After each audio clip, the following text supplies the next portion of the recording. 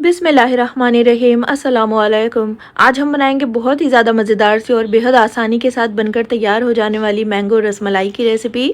ना तो आपको इसको बनाने के लिए गैस को जलाना पड़ेगा, ना ही घंटों के लिए पकाना पड़ेगा।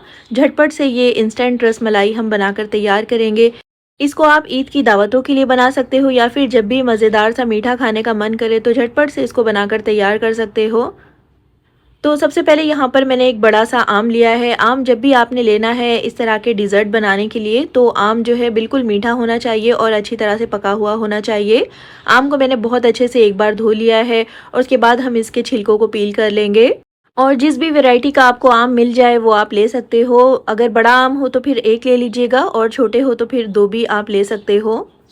अब देखिए पूरे आम को मैंने इस तरह से पील कर लिया है। अब हम इसके छोटे छोटे टुकड़े कर लेंगे। तो इस तरह से कट्स लगा दीजिए आम के ऊपर और इस तरह से इसको कट कर लीजिए। और ये रसमलाई खाने में जितनी ज़्यादा मज़ेदार होती है, बनाने में उतनी ही ज़्यादा ये आसान भी है। इसको बनाने के लिए ना तो हमें गैस को जलाना है और ना ही इस गर्मी में घंटों खड़े होकर रसमलाई को पकाना है। इंस्टेंट हम इसको बनाकर तैयार करेंगे। अब देखिए पूरे आम को मैंने इस तरह से कट कर लिया है। इसको हम एक मिक्सी के जार में ट्रांसफ़र कर लेंगे और इसको पीस कर इसका एक स्मूथ सा पेस्ट बनाकर तैयार कर लेंगे। देखिए इस तरह से। और अब इस पेस्ट को हम रखते हैं एक साइड में। और अब यहाँ पर एक बोल में हम 2 कप यानी कि 500 ml ठंडा दूध लेंगे। तो ये पहले से बॉईल करके ठंडा किया हुआ दूध है। गर्म दूध का इस्तेमाल हमें यहाँ पर नहीं करना है। और दूध में हम 4 से 5 टेबलस्पून शक्कर का पाउडर ऐड करेंगे। दानेदार शक्कर का इस्तेमाल मत कीजिएगा क्योंकि ये दूध ठंडा है तो दानेदार शक्कर इसमें घुल नहीं पाएगी। और 4 से 5 टेबलस्पून ही हम इसमें मिल्क पाउडर ऐड करेंगे। डेयरी वाइटनर का मैंने इस्तेमाल किया है। आधा टीस्पून डालेंगे इसमें हरी इलायची का पाउडर, इससे खुशबू बहुत ज़्यादा अच्छी आएगी। और 2 टेबलस्पून गरम दूध में मैंने थोड़ा सा ज़ाफ़रान भिगो दिया था। काफ़ी अच्छे से ज़ाफ़रान का कलर दूध में आ गया है, वो भी इसमें डाल देंगे। और अब एक हैंड विस्क की मदद से अच्छी तरह से हम इन तमाम चीज़ों को मिक्स कर लेंगे। तो विस्कर से मिक्स करने से क्या होगा कि अगर दूध में कोई लम्प्स बनेंगे तो भी वो ख़त्म हो जाएंगे और जो शक्कर का पाउडर है वो भी इसमें अच्छी तरह से घुल जाएगा। और यहाँ पर देखिए तमाम चीज़ें खूब अच्छी तरह से मिक्स हो गई है। इस पॉइंट पर हम इसमें ये मैंगो का पल्प ऐड कर लेंगे जो कि हमने पहले ही पीस कर रखा हुआ है। तकरीबन 1 कप की जितना मैंने मैंगो का पल्प ऐड किया है। और अब हैंड विस्क की मदद से ही अच्छी तरह से इन तमाम चीज़ों को एक बार फिर से मिक्स कर लेंगे जिससे कि जो मैंगो का पल्प हमने अब ऐड किया है वो भी दूध में अच्छी तरह से घुल जाएगा और अच्छी तरह से मिक्स हो जाएगा। अब यहाँ पर देखिए काफ़ी अच्छी तरह से तमाम चीज़ें मिक्स हो गई है और ये कलर देखिए कितना ज़्यादा खूबसूरत आ गया है। इसमें मैंने बिल्कुल भी फूड कलर का इस्तेमाल नहीं किया है। ये ज़ाफ़रान का और मैंगो का अपना कलर है। और देखिए इसकी कंसिस्टेंसी भी आप देख सकते हो। फ्लोइंग कंसिस्टेंसी का गाढ़ा सा हमारा ये रसमलाई का रस बनकर तैयार हो गया है। इसमें 1 से 2 टेबलस्पून चॉप किए हुए बादाम और 1 से 2 टेबलस्पून ही चॉप किए हुए पिस्ता ऐड कर लेंगे। आप अपनी पसंद के किसी भी ड्राई फ्रूट का इस्तेमाल यहाँ पर कर सकते हो। और एक बार फिर से इन तमाम चीज़ों को अच्छे से मिक्स कर लेंगे और मज़ेदार सा और बहुत ही ज़्यादा डिलीशियस सा रसमलाई का रस बनकर तैयार हो गया है। और इसकी कंसिस्टेंसी आप देख लीजिए, बहुत ज़्यादा गाढ़ा हो गया हो तो इसमें थोड़ा सा दूध ऐड कर लीजिएगा। ठंडे दूध का ही आपने इस्तेमाल करना है। अब यहाँ पर एक बोल में हम 1/4 कप फ्रेश क्रीम ऐड करेंगे। फ्रेश क्रीम ना हो तो फिर आप दूध के ऊपर की मलाई को अच्छी तरह से फेंट कर ऐड कर लीजिएगा। साथ ही हम इसमें 2 टेबलस्पून डेसिकेटेड कोकोनट ऐड करेंगे। इससे टेक्सचर और टेस्ट बहुत ज़्यादा अच्छा आएगा। और इसी के साथ हम इसमें 1 पिंच ज़ाफ़रान भी ऐड कर लेंगे, ये डालना ऑप्शनल है। और 1/4 टीस्पून हरी इलायची का पाउडर ऐड कर लीजिए। 2 टेबलस्पून हम इसमें शुगर का पाउडर ऐड करेंगे।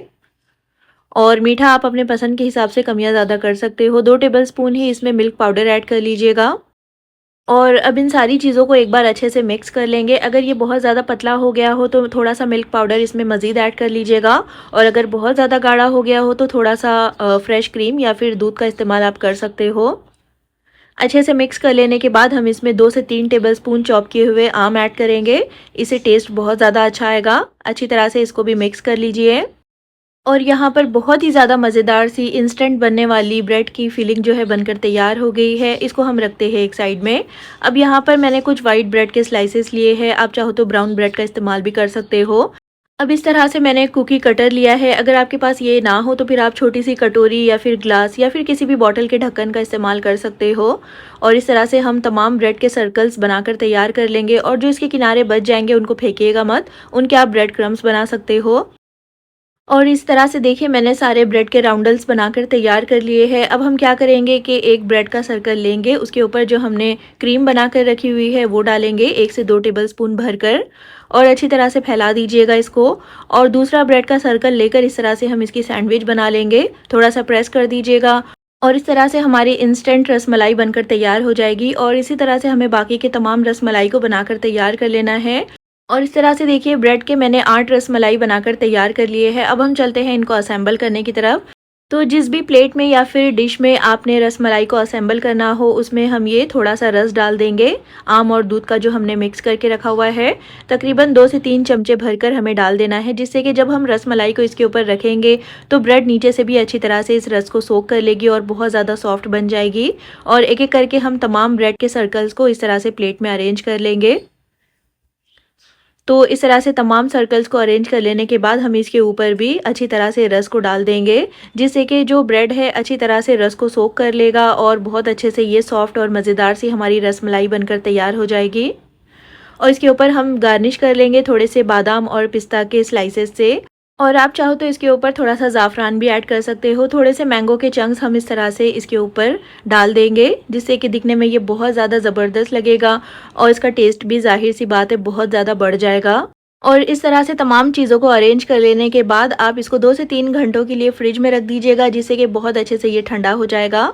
अब यहाँ पर देखिए 3 घंटों के लिए मैंने इसको फ्रिज में रखा था। काफ़ी अच्छी तरह से ये ठंडा हो गया है और बहुत अच्छे से जो ब्रेड है उसने रस को सोख भी कर लिया है। मज़ेदार सा और बहुत ही ज़्यादा डिलीशियस सा ये डेज़र्ट बनकर तैयार होता है। ना तो इसके लिए आपको गैस जलाने की ज़रूरत है, ना ही घंटों खड़े होकर किचन में इस गर्मी में इसको पकाना है। मज़ेदार सी इस मैंगो रसमलाई को एक बार ट्राई ज़रूर कीजिएगा। और अगर रेसिपी पसंद आती है तो प्लीज़ इसको लाइक और चैनल को सब्सक्राइब करना बिल्कुल भी मत भूलिएगा। और कमेंट करके ज़रूर बताएं कि आपको ये रेसिपी कैसी लगी। फिर इंशाल्लाह मिलते हैं नेक्स्ट वीडियो में एक और बहुत ही अच्छी ज़बरदस्त और बेहतरीन सी रेसिपी के साथ। तब तक अपना ख्याल रखें, दुआओं में याद रखें। अल्लाह हाफिज़।